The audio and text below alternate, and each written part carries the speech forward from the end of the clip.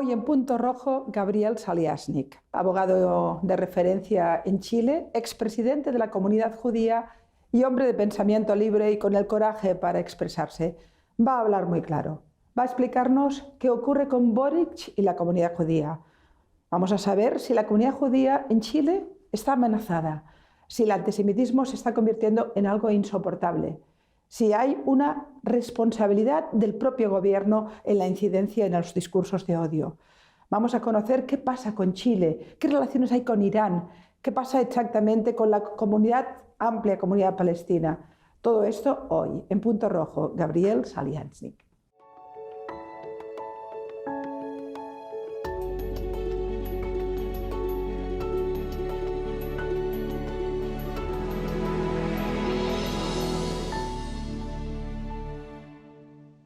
Buenos días, Gabriel. Hola, Pilar, buenos días. Estoy ante una de las voces críticas y uno de los pensadores más libres que hay en Chile, tengo la impresión. Por lo que escribes, por lo que has dicho, difícilmente ubicarte más allá de un pensamiento libre, que a veces es muy difícil en estos tiempos.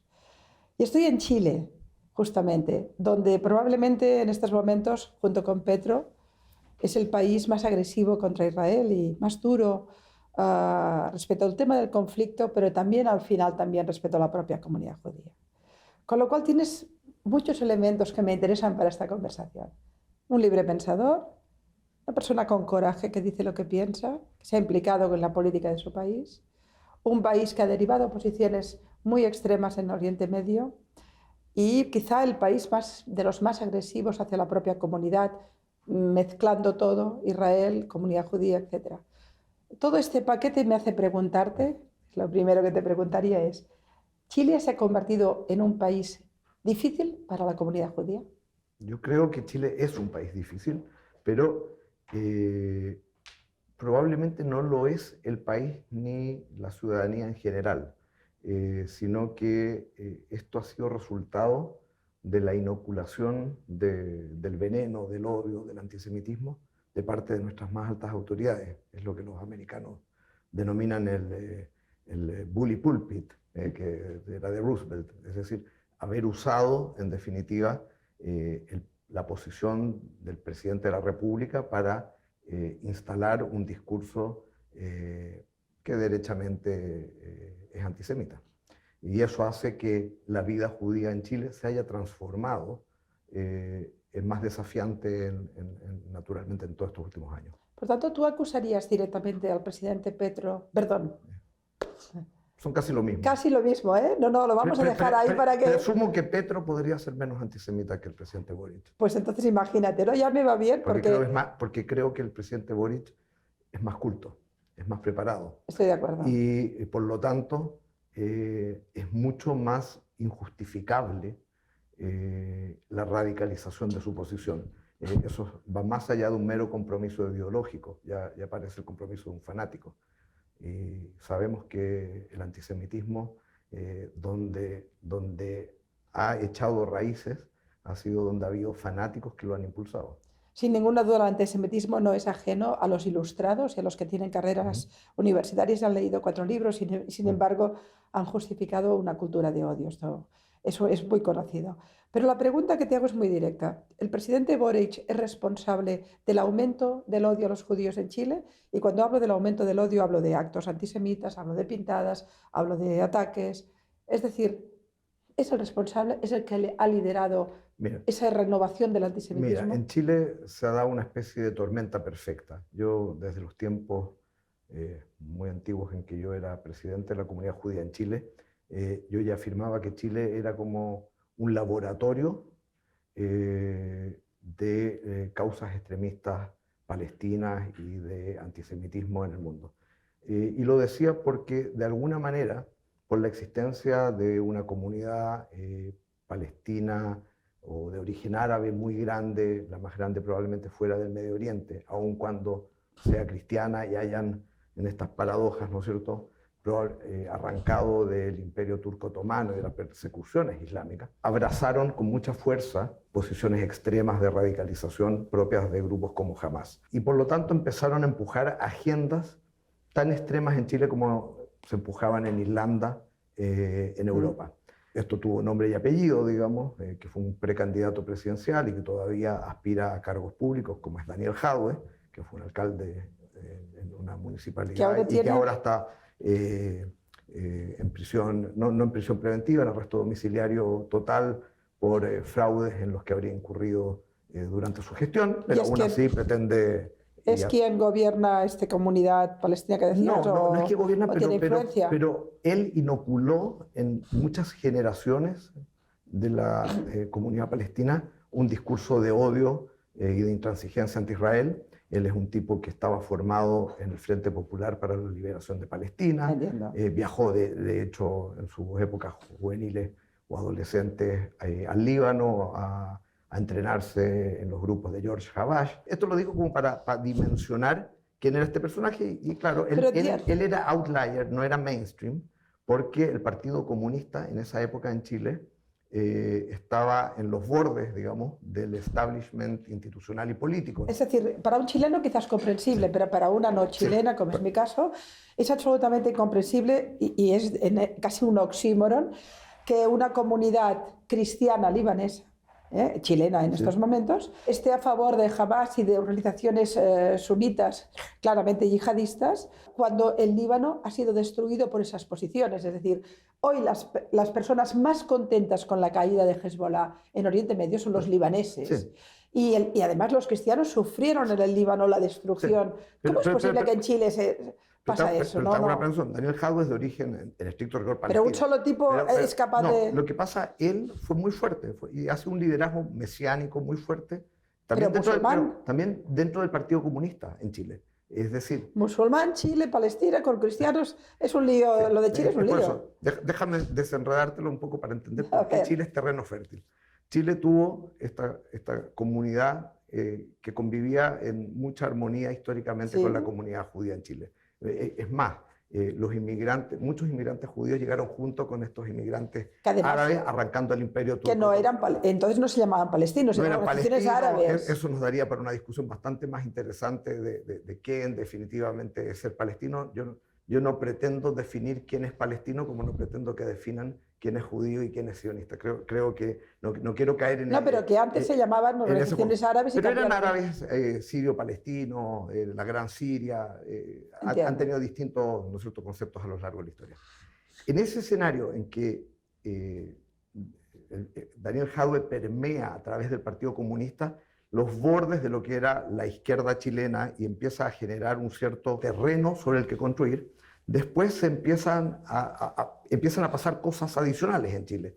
Y ahí es donde emerge la figura, por ejemplo, del presidente Boric y del Frente Amplio, que tiene una vertiente distinta, porque ellos son herederos, particularmente en uno de sus partidos, Revolución Democrática, del Podemos de España. Y todos sabemos la influencia iraní económica en Pablo Iglesias y en el Podemos de España, y por ende, probablemente, no me extrañaría la influencia económica de Irán en estos partidos políticos que se crean en Chile y que de repente dejan de ser estos marginales y pasan a estar en primeras posiciones o en primeros lugares de gobierno. ¿Dirías entonces que Boric está bajo la influencia iraní?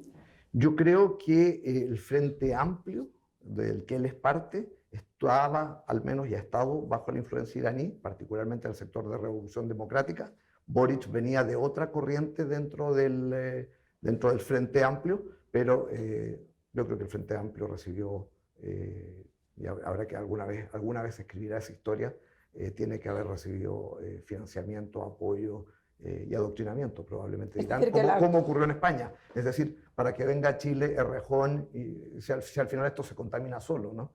Si vienen Errejón, vienen Pablo Iglesias, vienen Jeremy Corbyn, los pasajes en business se los paga Irán. ¿Eso ha pasado? ¿A Echenique le ha pagado? Dímelo, porque yo que me he peleado con Echenique en España, quiero saberlo. ¿A Echenique le ha pagado Irán un viaje a Chile? No sé, pero si le pagan a Pablo Iglesias, no sé, 9 millones de euros para auspiciar su programa en Span TV, presumo, digamos, que ya no, ya sabes que ya no, pero fue el primer director de Span. Pero quiero decir, ese vínculo... O sea que de alguna manera... ¿Por qué tendría que ser distinto si es que en Chile el Frente Amplio y particularmente Revolución Democrática son de alguna manera ahijados políticos del movimiento Podemos de España. Entiendo. De alguna manera, por tanto, la infiltración que conocemos de Irán en toda Latinoamérica a través de los flujos venezolanos y todo el eje bolivariano habría tenido una derivada directa en Bueno, Chile. eso es interesante porque tú tienes este eje de Irán, Podemos, Frente Amplio, ¿Sí? ¿no es cierto? Y después tú tienes el otro eje, que es Irán, el eje bolivariano propiamente tal, Partido Comunista, Daniel Jadwe, Chile. Entiendo. ¿Y Entonces, se retroalimentan? sí, ¿Se conectan? o sea, en la campaña de la época de reforma constitucional que no se llevó a cabo, el plebiscito que Chile rechazó, los recursos que se invirtieron, vaya a saber uno, toda esta polémica que hubo en Argentina que después se reprodujo en Chile con un avión venezolano-iraní, que no era cualquier avión venezolano-iraní, era el avión de la Guardia Revolucionaria que estaba sujeto a sanciones internacionales y que a la vez lo explotaba, entre comillas, con Viasa en unos vuelos con tripulación iraní que no se bajaban en Santiago, pero el avión aterrizaba, cuyas listas de pasajeros no se conocían, cuyas listas de carga no se conocían.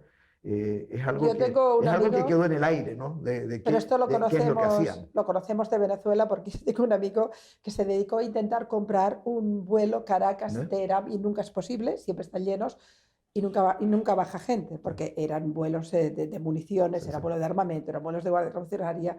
Conocemos que los flujos, bueno, de hecho no olvidemos que Irán ha estado comprando uranio directamente a Venezuela, ¿no? Pero esa derivada a Chile me interesa porque...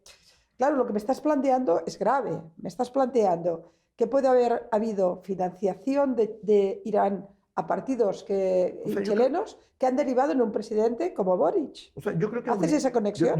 Sí, yo creo que es es una denuncia grave, ¿eh? Yo creo que es una hipótesis que uno no debiera descartar, que uno debiera investigar. Es decir, pero de la hipótesis a la denuncia hay un camino, ¿eh? Sí, pero a ver, ¿Te atreves a ese punto de denuncia? Es que yo creo que no tenemos los antecedentes porque el gobierno se negó a investigarlos. Entonces, al final, claro... Si o sea, la complicidad con el avión iraní... Pero hay cosas que quedaron en el aire que son extraordinariamente relevantes. ¿Por qué no se conoció la tripulación en su detalle? ¿Por qué no se conoció digamos, el número de pasajeros versus el número de carga? Cuando uno veía todo esto ya sabemos. No cuadraban. La ruta. ¿Por qué? ¿Y por qué después de hecha pública la denuncia se interrumpe el convenio de Conviasa? Y no deja de ser llamativo, naturalmente. A ver, yo creo que eso sí, más que una denuncia, es un hecho cierto. Sí. A ver, el interés de Irán de expandir sus redes por distintas razones en Latinoamérica, no solo a través de la ruta Teherán, Damasco, Caracas, sino que después incluir a Santiago de Chile u otros países, Nicaragua, Cuba, la forma Ecuador, Bolivia, con lo que ha invertido... Bueno, el convenio militar con Bolivia, que es muy importante. Digo, o sea, todo ese intento de influir en Latinoamérica del régimen iraní, que hoy día, digamos, por suerte, ojalá empiece a vivir un cierto caso, digamos, ojalá el mundo en otro momento, no lo levante, pero eso tiene un sentido estratégico, tiene un sentido, vaya a saber uno si por las triples fronteras que Chile tiene en el norte. Se conoce como que empezó, porque esto empezó en un acuerdo que hubo entre Chávez y Ahmadinejad, en una reunión en la OPEP, donde hubo la primera conexión, porque Irán necesitaba primero diversificar parte de su dinero que venía del Valle de la Bekaa, de la droga del Valle de la Bekaa y de Siria, diversificarlo hacia situaciones menos controladas. Latinoamérica era interesante para Irán, yo recuerdo haber leído un informe sobre inteligencia, era interesante porque había gobiernos porosos y fácilmente corruptibles. Había ya una estructura delictiva que era el narco, que fácilmente era también confiable para ellos, y había toda la triple frontera, que era una zona ideal para la delincuencia. Y a partir de 2008, la DEA hace la primera conexión entre el narco y Hezbollah, cuando se dan cuenta de que un tipo del narco está pasándole dinero a un tipo de Hezbollah. O sea que estamos hablando de muchos años. Pero esta derivada que infiltra completamente todo el eje bolivariano yo no la conocía respecto a Chile. O sea, no sabía que podía hipotéticamente haber llegado a Chile. Para que lo tengamos claro, tú lo que me estás diciendo es que hay una derivada iraní que se infiltra también en la política de izquierdas chilena, De extrema de izquierda. extrema izquierda chilena, también en parte por este tipo que controla una parte de los Sí. palestinos, y que esto ha derivado en un presidente antisemita. ¿Sería ese el recorrido? Yo creo que el antisemitismo del que ha dado muestras el presidente Boric no es producto de esto. Yo creo que viene De propia de propia cosecha, sí. cosecha. No. Creo que tiene que ver con el compromiso ideológico de la extrema izquierda europea. Creo que responde a otros parámetros. No me atrevería a decir, digamos, esto es, en el caso de Boric, no es por influencia de Irán, lamentablemente. De hecho, en el caso del presidente Boric, viene de antes, viene desde En realidad, de hecho, es tan profundo en el caso del presidente Boric que en Chile, cuando fue su elección, acá se ocupaba mucho la expresión de las volteretas del presidente Boric, porque él fue cambiando su discurso de primera a segunda vuelta en todos los temas. Y después gobernando, también ha tenido supuestamente una suerte de apertura en distintos momentos a considerar posiciones diferentes a lo que sostenía su programa de gobierno, a lo que sostenía en algunos temas, para tratar de sobrevivir políticamente, digamos, estos 4 años, digamos, de un gobierno mal evaluado. Ha habido un solo tema en el que el presidente Boric no ha transado, más que no ha transado, no ha querido siquiera escuchar, no ha querido conocer una versión distinta, y ese es el tema de Israel. Sí, pero... Y por eso me atrevo a decir, claro, y disfrazarlo de un antisionismo más que de un genuino antisemitismo, pero todos sabemos que el antisionismo es otra cara de la misma moneda. No, pero va más allá, porque fíjate que Boric, desde mi mirada externa, ¿Sí? tiene una posición más agresiva que Podemos. Es decir, por ejemplo, las izquierdas europeas son profundamente anti-israelíes, pero no aterrizan en defender el discurso de confrontación con las comunidades judías. Es decir, lo que hace Boric no lo hace ni Pablo Iglesias. Pablo Iglesias tiene mucho cuidado en hablar de Israel, pero no de las comunidades. En cambio, Boric ha hecho actos de agravio, y de desprecio abiertamente. Recuerdo cuando me parece en Rosh Hashanah que le llevaron miel, no lo quiso aceptar. Ha alimentado un discurso de odio que sería tanto, déjame decirlo en paralelismo, sería tanto como que de golpe hubiera un atentado de alguna organización yihadista musulmana y no quisiera saludar a la comunidad musulmana de Chile. Sí. Hace eso. Hay un conflicto en Oriente Medio muy difícil, que es de Israel. Bien. ¿Quieres ser crítico con Netanyahu? Bien. ¿Quieres ser crítico con esa guerra? Pero ¿qué culpa tiene la comunidad judía? Bueno, Y eso es una asimilación que es de manual antisemita. O sea, Boric es manual antisemita, no hay discusión. No es que soy antisionista, pero tengo un amigo judío y me gusta Woody Allen. No es eso. Es mucho más grave porque ya abiertamente hace la equiparación y acaba culpabilizando a cualquier judío chileno, sea de la posición que sea, en responsable de la guerra en Gaza, ¿no? Sí, es gravísimo. O sea, yo reconozco que a mí me resulta inexplicable, y me resulta inexplicable por varias razones. Una, como te digo, creo que él es un buen lector y lo suficientemente culto para poder hacer, si tú quisieras, esa distinción. Segundo, tengo la fortuna de conocer a su hermano, que es jefe de gabinete de la rectora de la Universidad de Chile, y Simón Boric pareciera ser, digamos, se ve que no es algo que viene de la casa, por decirlo de alguna forma. Entiendo que es una posición ideológica. O sea, entonces, cuando uno junta esto, de verdad hay algo que no termina de entender, porque efectivamente en la última cuenta pública, o sea, imagínate, la última cuenta pública que fue ahora en junio, a 4 años prácticamente de su gobierno, por primera vez, y eso como si alguien se lo hubiera escrito, se preocupó de hacer una distinción entre el gobierno de Israel y la comunidad judía. Pero eso es luego. Y como te digo, y parecía pluma ajena, digamos. Pero como bien dices, esto viene de antes, de cuando él era diputado al menos, cuando rechazó en una festividad judía un gesto de afecto y de buen deseo de la comunidad judía para todos nuestros parlamentarios y para Chile, y que Y se en le el Año regalaba Nuevo. este obsequio para que sea un año dulce, con miel, Sí, y hizo responsable a la comunidad judía de Chile. Divertido, digamos, porque da la impresión de que él ya anticipaba estos conceptos, ¿no? Haciendo responsable del genocidio que tenía lugar en territorios palestinos. Más o menos eran sus palabras, es decir, estamos hablando 5 o 6 años atrás. ya. Esto después se expresó en el agravio de ser el único presidente de la República que nunca recibió los saludos oficiales de la comunidad judía. Es bastante tradicional que cuando hay cambio de gobierno, las comunidades, las distintas comunidades, las distintas organizaciones de la sociedad civil se acercan al presidente de la República, piden audiencia para, en un gesto protocolar, saludarlo. Rechazó recibir a la comunidad judía.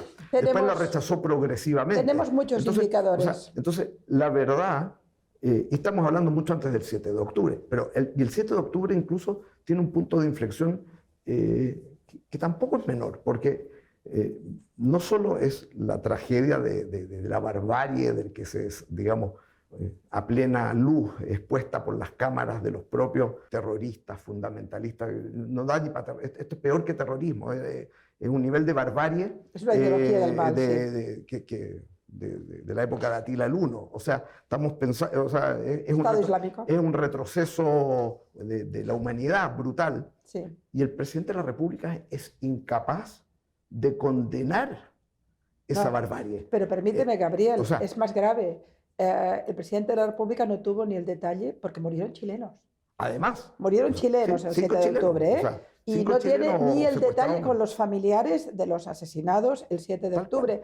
No, yo creo que Boric en este punto no tiene defensa posible. Es decir, puedo entender quienes quieren hacer una distinción entre tal, pero Boric asimila absolutamente su odio a Israel, que no es ni racional porque directamente es un odio global, a también el desprecio profundo que contamina el discurso antisemita a la comunidad judía, ¿no? Es que ese es el punto, porque un presidente de la República... Pero déjame preguntarte, yo creo que Boric lo tenemos retratado, pero toda la izquierda está en esa posición, primera pregunta. Y segunda, ¿y las posiciones ideológicas al otro lado, de la derecha, rompen con ese criterio, hablan, dicen algo o es el silencio? Porque te digo, en España pasan dos cosas.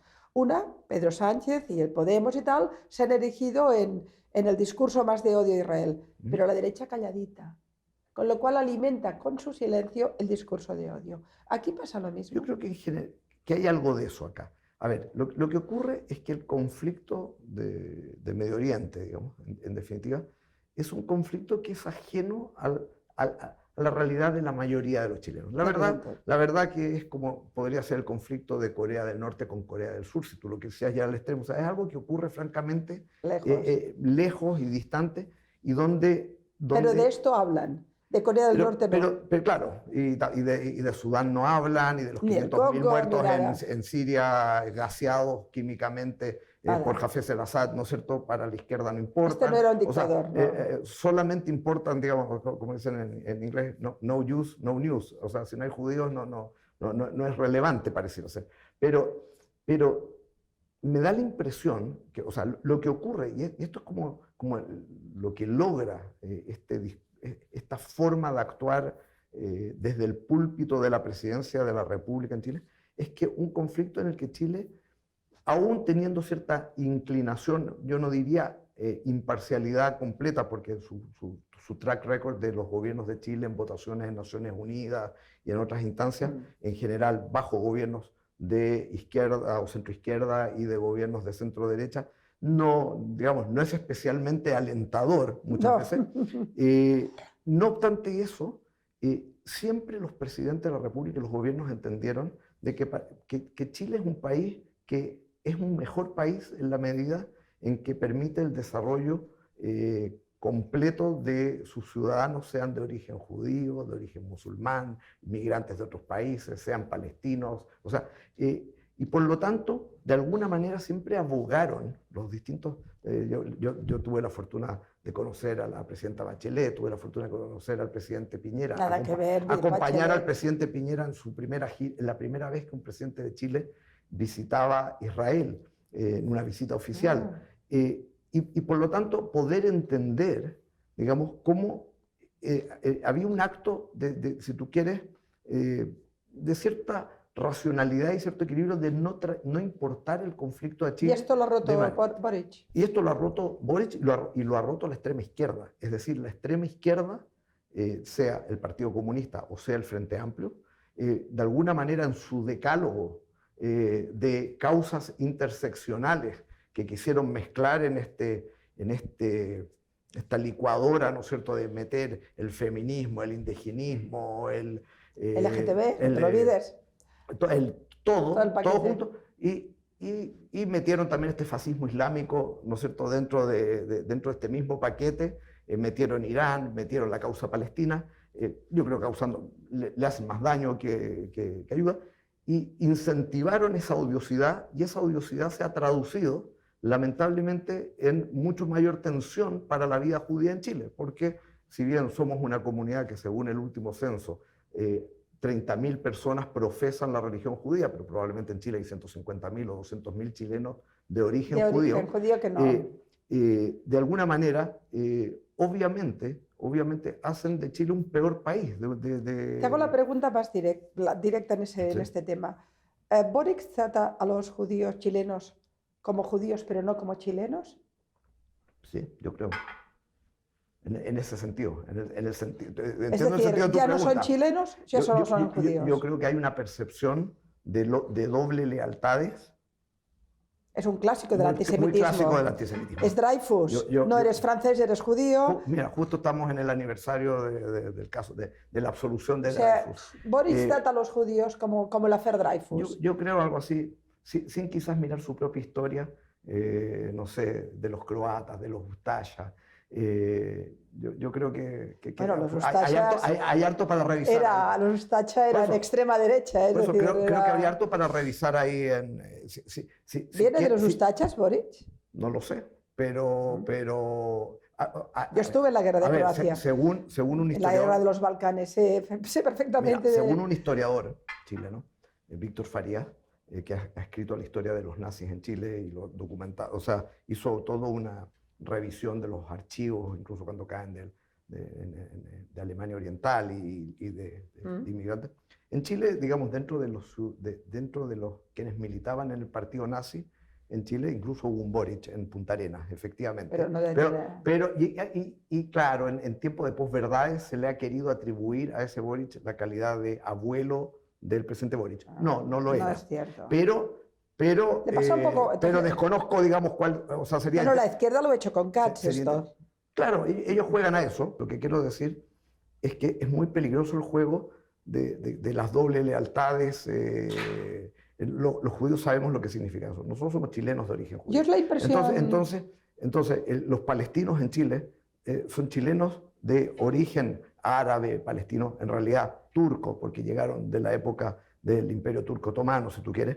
Y Boric es un chileno de origen croata. Pero esto es algo y uno no se preguntaría ni se plantearía. Gabriel, esto es muy conocido. En mi primer viaje a Argentina, que fue para hacer una conferencia sobre el caso AMIA, el taxista me dijo, cuando yo le comenté, no, vengo por el acto que mataron a tantos argentinos, me dijo, no mataron argentinos, mataron judíos. Esto me lo dijo un argentino taxista en Buenos Aires. Es decir, esa idea de que, si eres judío no eres francés, si eres judío no es... Los judíos alemanes habían luchado en la Primera Guerra Mundial, tenían medallitas en la Primera Guerra y se fueron a Auschwitz porque no eran alemanes, eran judíos. Y yo, sorprendentemente, me ha parecido que yo lo vi cuando murieron los chilenos en el 7 de octubre, el trato que tuvo la comunidad aquí y los familiares, tuve la impresión que siempre he tenido sobre el tema. Boric no trataba a los chilenos de origen judío como chilenos, los trataba como judíos, los segregaba. Y eso me parece lo más brutal que se puede hacer como presidente. Fíjate, nos segregaba en una forma, si tú quieres, que se replicaba en otras partes del mundo, pero que es bien astuta, que lo hacen por la vía Y el ejemplo del tarrito de miel en el Año Nuevo Judío es clásico. perfecto. No, pero es que es perfecto, porque hace a los judíos responsables, de origen chileno, responsables, o sea, los chilenos de origen judío, responsables de lo que sucede a 14.000 kilómetros de distancia en Medio Oriente. Otra vez, es un clásico, ¿te fijas? Porque da esa vuelta, ¿te fijas? De que entonces, de doble lealtad, porque en el fondo yo acá en Chile, nacido en Chile, que guardo todas las tradiciones chilenas, que celebro el 18 de septiembre, que como platos de porotos con rienda, ¿no es cierto? Tengo que dar explicaciones y eso no se le pide a nadie más. De todas formas, Gabriel, Boric se acaba. Se está acabando, parece que es evidente, ¿no? Pero en política nadie se acaba. También es cierto, quizás su influencia no, pero estamos hablando de que va a haber otra presidencia pronto. Sí. De momento tenemos la posibilidad de que al menos en una parte de los posibles candidatos aparezca una candidata comunista. Esto que la Chile-Corea del Norte, esto, porque sorprende que el comunismo que masacró a millones de personas continúe siendo una ideología bastante viva, ¿no? Pero los que vendrán después de Boric, al menos de la parte de la izquierda, ¿tú crees que van a mantener posiciones tan profundamente antisemitas? Ya no te digo anti-israelíes, abiertamente antisemitas, ¿o esto puede variar, hay posiciones diferentes?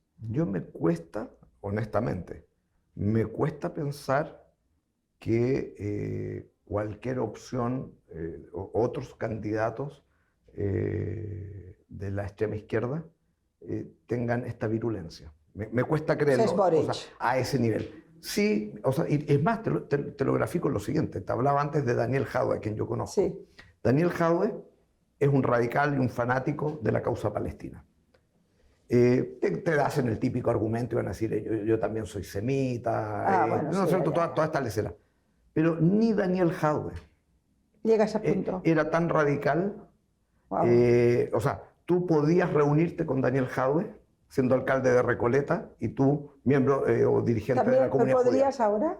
No lo sé porque ahora está con arresto domiciliario. Pero lo que quiero decir es que probablemente entendía mejor el problema, si tú quieres, o trataba de disimularlo y tener un cierto... algo de transversalidad, aunque sea con judíos de extrema izquierda llevado al extremo de ser antisemita. Boric no tiene complejos. No tiene complejos. Y yo creo, ojalá no me equivoque, que otros dirigentes, a ver, por ejemplo, como la misma candidata o precandidata presidencial del Partido Comunista, Janet Jara, yo creo que no tiene los prejuicios, pienso, en esa forma. Es decir, el Partido Comunista tiene prejuicios respecto de Israel y tiene una posición, digamos, anacrónica y se alinea, digamos, con el eje del mal, si tú quieres, de Corea del Norte, de Venezuela, bolivariano. Pero como rebote de eso puede tener posiciones bastante extremas. Pero no creo, y quiero entenderlo también de esta forma, es decir, el Partido Comunista en Chile, incluso en sus orígenes, tuvo senadores, parlamentarios judíos, el instituto, o sea, el comando... No sé, la tradición comunista judía... El comando de Janet Jara, la oficina, funciona en el Instituto Lipschutz, o sea, un judío bielorruso que hizo su aporte en Chile. O sea, lo que quiero graficar es que, a ver, los chilenos de origen judío, participamos y hemos participado a lo largo de la historia en todo el amplio espectro ideológico. Probablemente este nuevo modelo de frente amplio, que es como una extrema izquierda woke, es un Podemos, sí. como el Podemos de España, es por primera vez un sector que vedó los espacios a los judíos en alguna buena medida. Wow. Boric lo radicalizó. Los que lo siguen, digamos, dentro de los liderazgos parecen ser también bastante extremos en esto.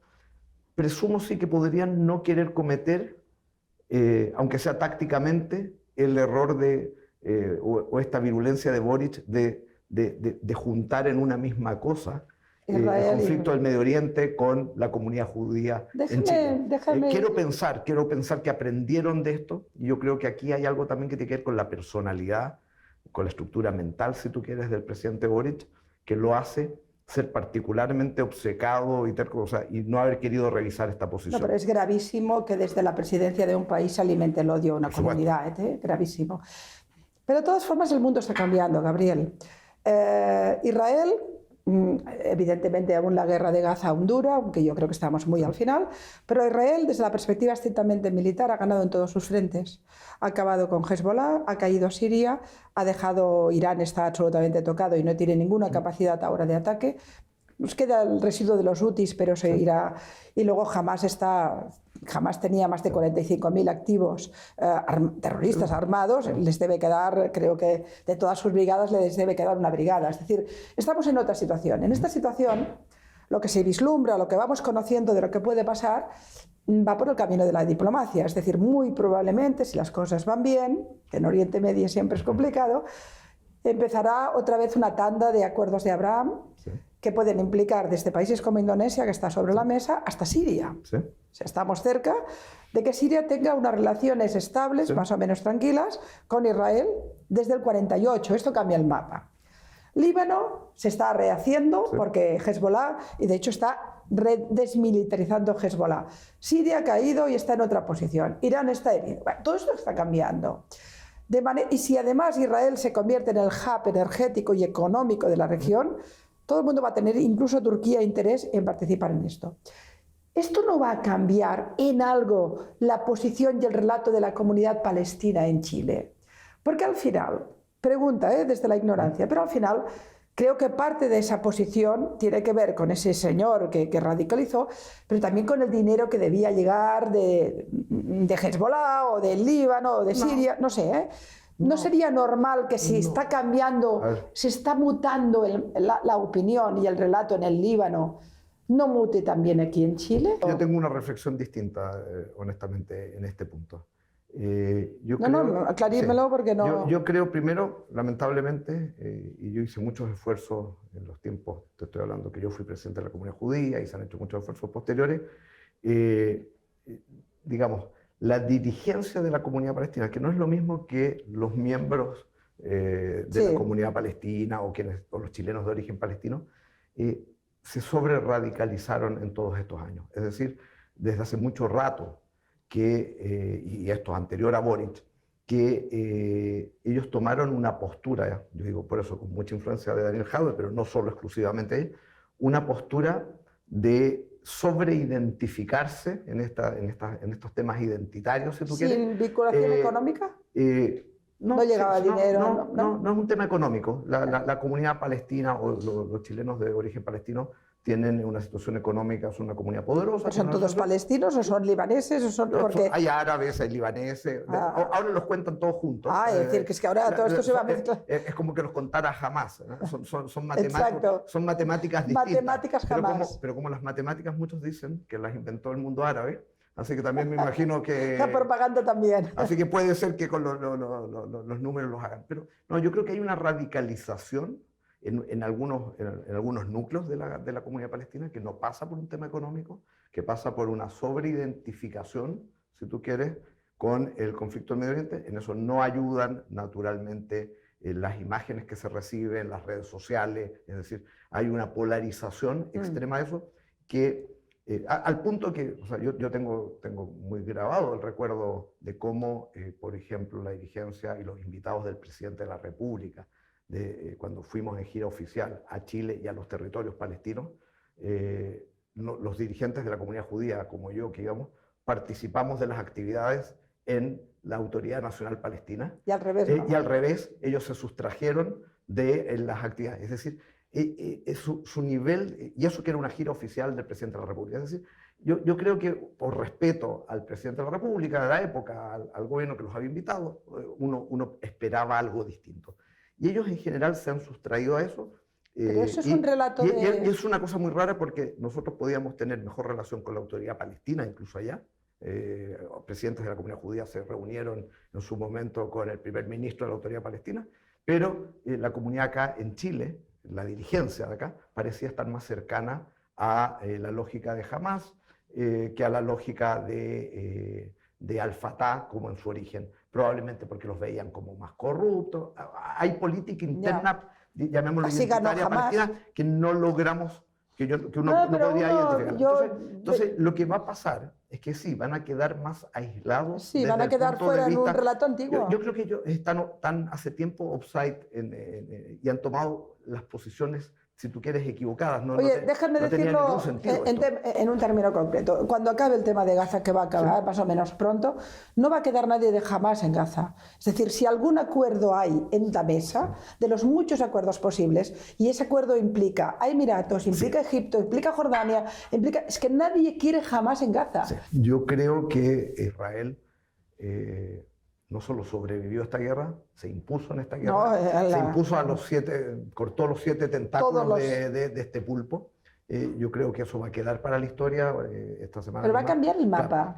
Va a cambiar el mapa. Esta misma semana lo decía, creo, el Financial Times. O sea, los mercados reconocen como Israel claramente es un Déjame que te diga algo. Turquía va a querer estar en ese hub. Yo creo que eso no cabe ninguna duda. ¿Y aquí no se enteran? Lo que yo sé en el plano económico, Israel está invirtiendo el 6% de su GDP en el país que más invierte en desarrollo e investigación. Yo creo que es un mundo completamente distinto al que va a surgir de Medio Oriente. No obstante, yo creo que como pueblo judío, como diáspora judía y el mismo Israel, vamos a tener que también estar muy alertas de cómo va a evolucionar toda esta campaña de desinformación, de relaciones públicas, de propaganda. Porque las imágenes que van a salir de Gaza, por supuesto, esto es una guerra, no son imágenes, es una tragedia. No cabe ni una duda que las cifras de muertos no son las que dice Hamás, no cabe ni una duda, en mi opinión, y que no son todos de que civiles, no hay un genocidio, no cabe ni una duda pero son duras. Que va a ser muy difícil de explicar en términos digamos, con un relato racional frente a apelaciones emocionales, y eso va a generar dificultades para el mundo judío. Yo creo, yo digo, soy bien disruptor en esto porque yo creo que incluso en los momentos, no en los momentos ahora de vida, porque ahora, mirado la película larga, ¿no es cierto?, estamos en el momento de la victoria, pero yo creo que han habido momentos en este proceso donde como que se alargó, se prolongó, más dolorosamente, que uno podría pensar que la opinión de la diáspora judía a propósito del fenómeno del antisemitismo en todo el mundo, no solo en Chile, esa opinión debió ser un poco más fuerte y más escuchada por el gobierno de Israel. Yo tengo naturalmente harto aprecio por algunas personas que participan en la política israelí, pero creo que la forma, la amenaza para Israel es existencial, y cuando la amenaza es existencial, como decía Golda Meir, yo prefiero que me quieran menos, pero vivir, pero ahora que va terminando esto, y ahora que va a surgir probablemente de alguna configuración un nuevo Medio Oriente, donde Israel es una potencia no solo militar, va a ser económica, va a ser un hub.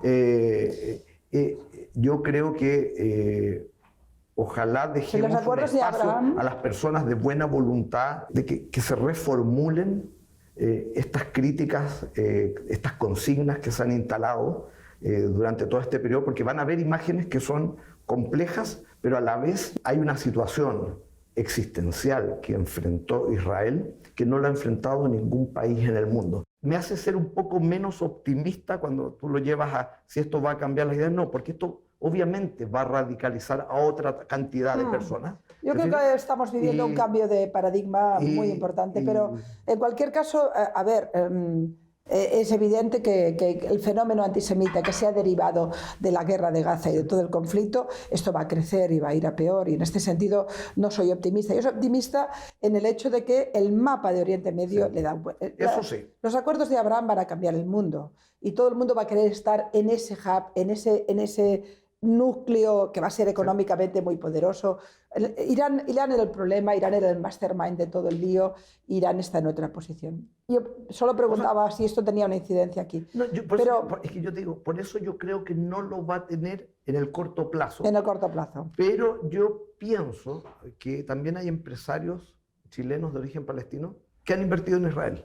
¿Por qué no se van a querer quedar fuera? Han invertido ya antes y no se van a... Si Israel firma con Siria, que es el enemigo eterno... No, pero por eso digo, han invertido. O sea, eso me consta fehacientemente, digamos, de empresarios palestinos chilenos. Gabriel, estamos acabando y quisiera apelar a tu condición de expresidente de la comunidad judía. De hecho, me interesaba mucho hablar contigo, primero esa mirada libre que tienes, porque a veces los dirigentes de organizaciones o de instituciones o diputados o senadores están más compartimentados, pero los que estamos fuera, a veces tenemos... Y me interesaba esa mirada tuya, crítica y libre a la vez, pero también al mismo tiempo tienes una experiencia en la dirigencia comunitaria. Me estoy muy preocupada en ese punto de preocupación por el tema del crecimiento del antisemitismo por los jóvenes judíos. He recorrido bastante la piel latinoamericana, he recorrido todo LATAM, he estado en muchas comunidades y la parte más sensible siempre es la joven, los jóvenes que, educados a veces en escuelas judías o educadas en entornos seguros, van a la universidad y van a un mundo que es muy agresivo para ellos. Me he ido encontrando uno tras otro, me he pasado en Costa Rica, me pasó en México, me he pasado en Uruguay, jóvenes que me dicen no sé cómo enfrentar lo que me está pasando. ¿Me pongo o no me pongo una kipá? ¿Me pongo o no me pongo una estrella de David? ¿Digo que soy judía o no lo digo? Esto es una pregunta que me hacen los judíos, los jóvenes, chicos jóvenes, 17, 18, 19 años. Algunos me explican experiencias ya antisemitas en la universidad. ¿Qué les decimos a estos jóvenes? ¿Qué hacemos? ¿Qué les dices tú? El pueblo judío es un pueblo resiliente. Hay muchos pueblos que han pasado Sois un milagro, y nosotros seguimos estando acá. Le haces la pregunta probablemente a quien ha hecho de su vida, también desde el punto de vista no solo como dirigente judío, sino como judío, una vida muy orgullosa, muy de frente. Yo no tengo nada que esconder, no tengo por qué desconocer en algún momento mis raíces, mi identidad, dónde está mi corazón, en muchos aspectos. Mi hijo acaba de entrar a la Universidad de Columbia, en Estados Unidos, y tú podrías decir, ¿y por qué Columbia? Está divertida Espérate, y tú podrías decir, ¿por qué Columbia? No, porque nosotros tenemos que dar la pelea en todos los lugares donde hay que darlo. Sabemos que es una pelea adversa. Tengo otro hijo que es dirigente universitario en Chile y da la pelea. En el fondo, ¿la frase es esa, dar la pelea? Por supuesto, en todos lados. ¿Sentirse orgullosos? Yo creo que hoy día tenemos que pensar en una suerte de sionismo 2.0. Es decir, la lógica, digamos, para mí, el sionismo está implícito, aunque hayan judíos que se declaren antisionistas, está implícito en nuestra identidad judía. Nuestra identidad judía no es solo profesar una religión, es una, va más allá, es una identidad que ha sobrevivido por lo mismo a lo largo de la historia. Esa identidad judeo-sionista que se refleja, incluso, llevémosla al extremo. El Corán ocupa 45 veces la palabra Israel y no ocupa ni una vez la palabra Palestina. Pero siempre entendimos este derecho a la autodeterminación del pueblo judío en la tierra ancestral de Israel como un derecho a migrar, a vivir, a tener un Estado seguro. Pero hoy día, teniendo este Estado seguro que se impuso en esta guerra, lo que nosotros tenemos que asegurarnos es que la vida judía florezca de nuevo en el mundo después de este episodio o de estos episodios que va a seguir con muchos coletazos, como decimos en Chile, de antisemitismo, donde nos hacen la vida más miserable y nos las hacen más difícil. La respuesta ante eso es a escondernos bajo la alfombra o es a dar la pelea. Mi opinión es dar la pelea. Tú y yo, que estamos curtidos en todo este tema, y la cara ya la tenemos muy roja, y por tanto tenemos muy claro que la única opción es la pelea y no el gueto. El gueto nunca funcionó. No funcionó. Pero si te pones en la piel de un chaval de 17, 18 años, le estás diciendo que en lugar de ser joven, tiene que ser militante.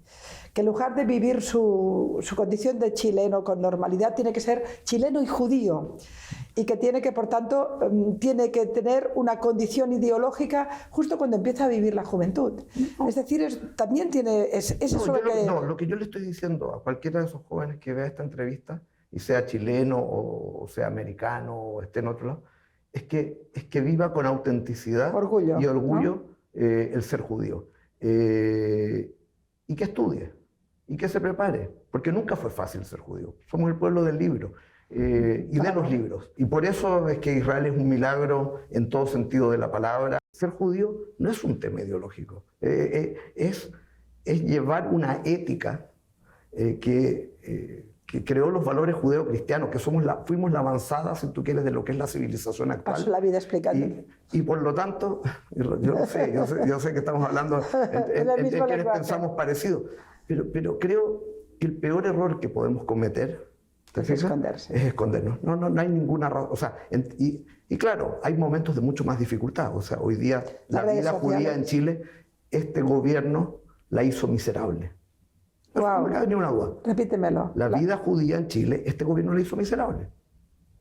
Pero eso no significa que la vida judía en Chile vaya a ser miserable. Porque los chilenos no son antisemitas. Porque los chilenos saben lo que aporta Israel. Porque los chilenos saben lo que ha sido la historia de los judíos a lo largo de Chile. Llegaron con los conquistadores españoles en 1540 y tanto. Aquí ha habido vida judía mucho antes del Imperio Turco-Otomano, mucho antes que más chilenos que nadie. Por lo tanto, fundaron la masonería, fundaron el cuerpo de bomberos acá en Chile. El primer hospital en Chile se lo debemos a un judío, Francisco Maldonado da Silva, que fue el único que fue incinerado en las piras de la Inquisición en el Tribunal del Callao. Es decir, Chile tiene una historia judía en su raíz. Y los chilenos, y el pueblo, y ahí también está el mundo evangélico, que es particularmente muy cercano al pueblo judío, nos quiere.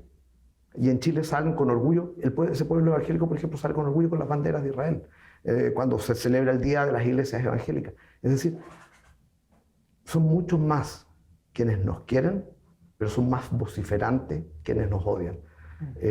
Y no tenemos que temerle a esas voces vociferantes odiosas. No se me ocurre una mejor manera de acabar. Alguien me dijo en Uruguay, el 7 de octubre me ha explotado el ADN. Eso pides, que explote el ADN judío. Sí, es que nuestro ADN lo llevamos con nosotros de toda la vida. No es algo, no nos van a privar de eso. Gracias, Gabriel. Gracias. Gracias a ti, Pilar. La verdad que tener la oportunidad de conversar es siempre bueno y reflexionar.